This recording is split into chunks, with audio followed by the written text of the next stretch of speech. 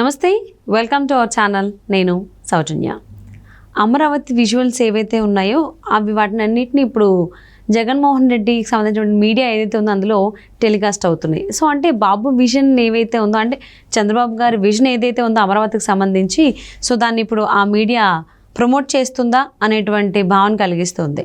మరి ఈ అంశానికి సంబంధించి మనతో మాట్లాడడానికి, వారి విశ్లేషణని మనతో పంచుకోవడానికి ఈరోజు మనతో పాటు ఉన్నారు senior political analyst KVV Prasad గారు ఉన్నారు. వారితో మాట్లాడదాం. నమస్తే అండి. నమస్తే అమ్మా. అంటే అమరావతి అంతా భ్రమరావతి అని చెప్పేసి చాలా కామెంట్ చేశారు వైసీపీ నాయకులు అప్పట్లో. కానీ ఇప్పుడు ప్రజెంట్ చూస్తున్నట్లయితే అమరావతికి సంబంధించినటువంటి విజువల్స్ ఏవైతే ఉన్నాయో అవి వాళ్ళకి, అంటే వైసీపీ వాళ్ళకి సంబంధించిన మీడియా ఏదైతే ఉందో సో అందులో టెలికాస్ట్ అవుతున్నాయి. సో అందులో మనం ఒక వీడియో చూడడం జరిగింది. సో ఆచార్య ఎన్జీ రంగా అగ్రికల్చరల్ యూనివర్సిటీకి సంబంధించి మనం చూసాం. సో అది ఇప్పుడు చంద్రబాబు నాయుడు గారు ఎలా అయితే కట్టారో అంతవరకే ఉంది. So once maybe in case 2019 ఆయన వచ్చి ఉంటే కనుక అమరావతి రూపురేఖలు వేరే రకంగా ఉండేవని కూడా కామెంట్స్ వినిపిస్తున్నాయి, కథనాలు వస్తున్నాయి. సో దీని గురించి మీరు ఏమంటారు? ఇప్పుడు జగన్మోహన్ రెడ్డి అధికారంలోకి రావడానికి ఏ విధంగా అయితే ఈ కోడికత్తి డ్రామాలు, లేకపోతే సొంత బాబాయిని చంపేసి శవరాజకీయం చేశారో, ప్లస్ అది అమరావతి కాదు, మీరు చెప్పినట్టుగా భ్రమరావతి అని కొంతమంది అన్నారు. స్వయానా ముఖ్యమంత్రి గారు అయితే కమరావతి అన్నారు.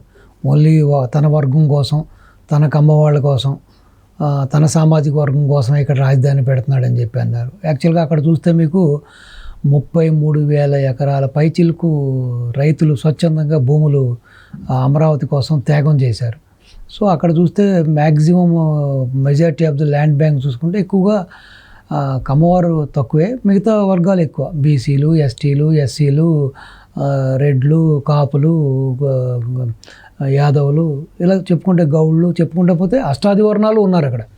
సో కేవలం ఆ అమరావతిని చంపేయడం కోసం, అమరావతి భూములు ఇచ్చిన రైతుల్ని ఇబ్బంది పెట్టడం కోసం రకరకాలుగా అది కమరావతి అని, భ్రమరావతి అని, అక్కడ ఏమీ లేదు, ఉత్తినే గ్రాఫిక్స్ అని, అవన్నీ తాత్కాలిక కట్టడాలని చెప్పి ఏదేదో రకరకాలుగా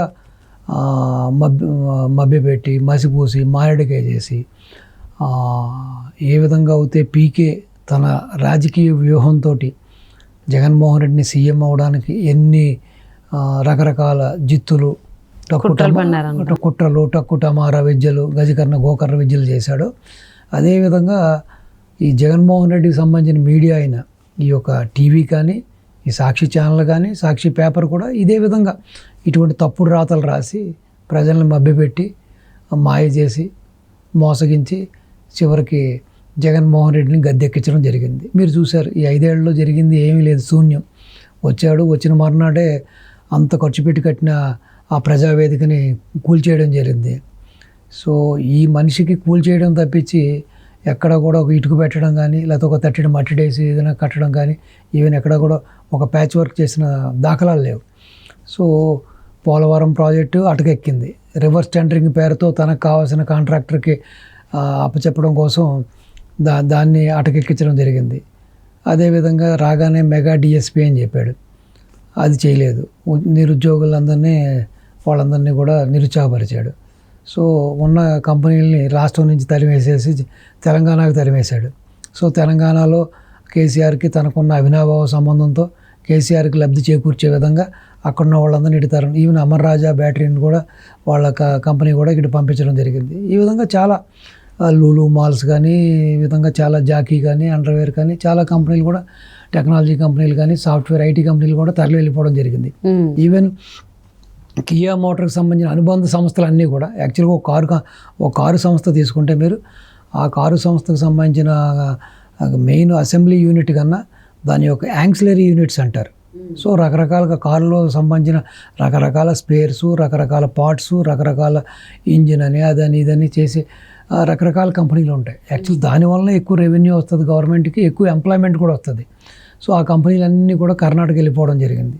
సో ఈ విధంగా ఈ యొక్క సాక్షి మీడియా ఇన్ని చేసి ఈ రోజున ఏదైతే మీరు చెప్పినట్టుగా బాబు గారి హయాంలో బాబు గారు తీసుకొచ్చిన ఎన్జీ రంగా అగ్రికల్చర్ యూనివర్సిటీ బిల్డింగ్స్ని ఈ రోజున వీళ్ళు చూపించుకుంటూ ఏదో చివరికి బాబు గారికే చివరికి వీళ్ళు జాకీలేసి బాబు గారి ఇమేజ్ని బూస్ట్ చేసే విధంగా కూడా ఈ రోజున పేపరు ఇటు మీడియా కూడా ఈ విధంగా జరిగింది.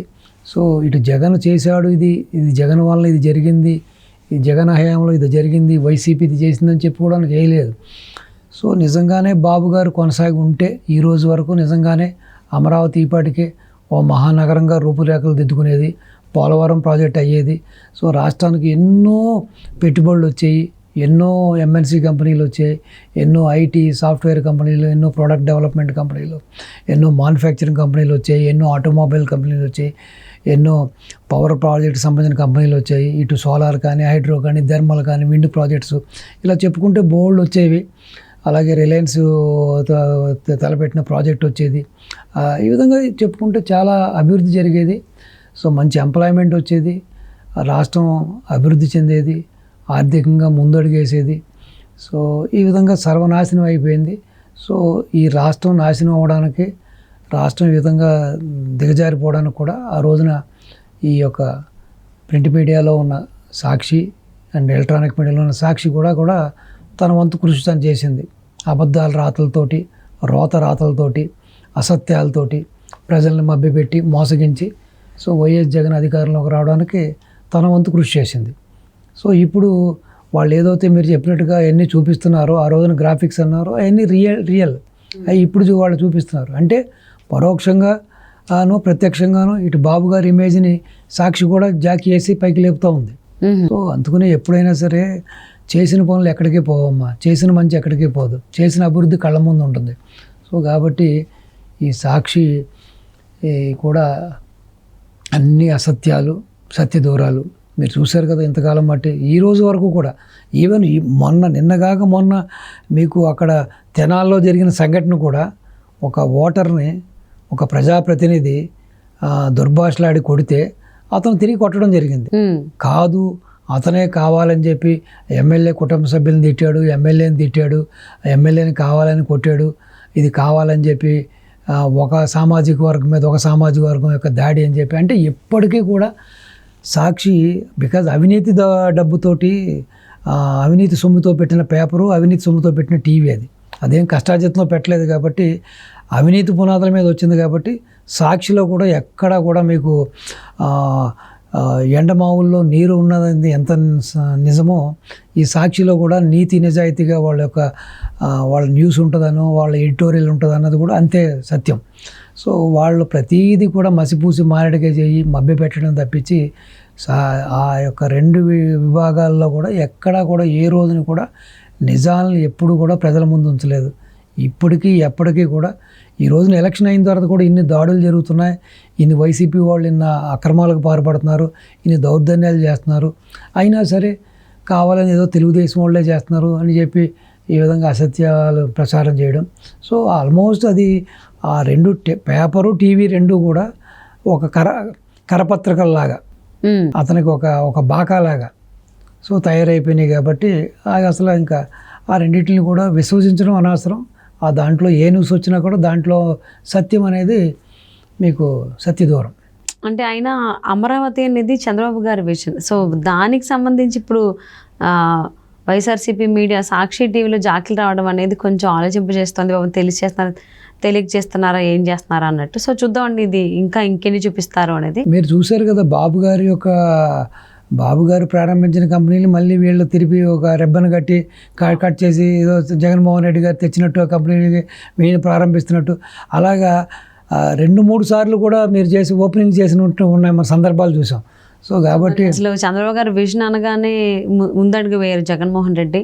సో అది ప్రజావేదిక విషయంలోనే తెలియదు. మరి ఎందుకు ఇలా అమరావతి విజన్ అనేది చంద్రబాబు గారిది అయితే ఈయన ఎందుకు జాకీలు చేస్తున్నారు, సాక్షి ఛానల్ ఎందుకు జాకీలు చేస్తుందో చూద్దాం రాబోయేటువంటి రోజుల్లో.